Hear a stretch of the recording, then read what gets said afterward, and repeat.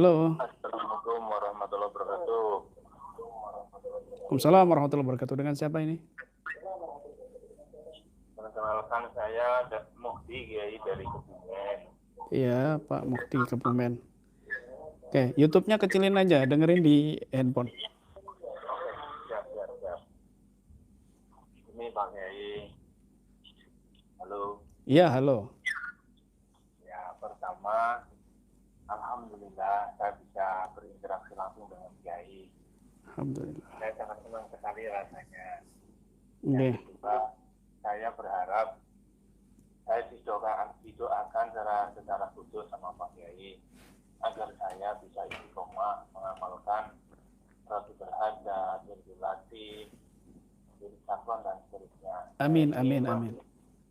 Saya baru ikut pelatihan sampai tingkat yang kedua apa ya, saya lupa. Setelah lanjutan, pemula, lanjutan. Ya, ini yang saya rasakan kadang-kadang ini saya rasanya asik sekali ketika mengamalkan itu. Kadang-kadang juga seperti ngambang, terus kadang-kadang malas banget gitu, rasanya kayak mau masuk untuk membaca itu rasanya kayak nolak gitu Pak.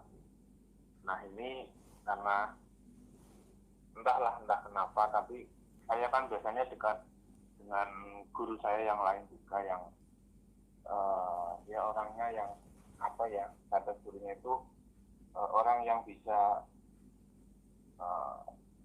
tahu istilahnya nembus lah kemana-mana, ketika lihat orang juga di jauh pun bisa, dan itu semuanya tepat. Mungkin kategori mukasafah mungkin, tapi saya tidak secara istilah tidak paham. Cuman di sini saya kan punya keinginan untuk tidak tergantung pada orangnya. Saya senang dengan orang-orang yang berilmu, tapi saya ingin memotong rasa ketergantungan saya pada orang tersebut. Saya kepingin punya sambungan hati langsung pada Allah. Ketika saya mengamalkan ijazahan dari Kiai, kadang-kadang merasa nikmat, kadang-kadang nyambung, kadang tidak begitu. Jadi bahkan ketika saya mendapat masalah-masalah di tempat kerja pun, kadang seperti ada apa ya, di jantung atau di apa di dalam tubuh ketika saya duduk, kadang kayak goyang gitu, seperti ada gempa bumi. Tapi saya berhenti sejenak, ternyata tidak ada apa-apa. Apakah saya sakit secara fisik atau ada apa ya gitu ya, kira-kira. Iya. Menganalisa diri saya sendiri. Oke, Pak siapa namanya tadi? Muhdi. Oke, Kebumen ya. Oke, saya jawab lewat YouTube ya, live ya. Oke, siap. Terima kasih sebelumnya. Ya. Assalamualaikum warahmatullahi wabarakatuh. Begini, setiap manusia itu ya, yang namanya manusia itu imannya yazidu wa yanqus, bertambah kadang ya berkurang gitu. Tidak bertambah terus, itu malaikat ya. Tetapi manusia ini kadang bertambah imannya, kadang juga berkurang. Itu wajar saja. Dan semua itu juga dirasakan oleh semua praktisi, tidak antum saja, tidak jenengan saja. Semua juga merasakan seperti itu. Saya ingin hati saya ini tersambung langsung kepada Allah Subhanahu wa Ta'ala. Bagaimana caranya? Kita mau langsung nyambung kepada Allah Subhanahu wa Ta'ala itu sulit. Itu sulit ya. Dan itu magom yang tinggi, dan itu magom ihsan yang tinggi, rukun agama yang ketiga, yang magom yang tertinggi, yaitu anta abudallaha ka'annaka tarah. Hendaknya kamu ini beribadah kepada Allah Subhanahu wa Ta'ala seolah-olah kamu ini melihat Allah. Fa illam takun tara fa innahu yarak.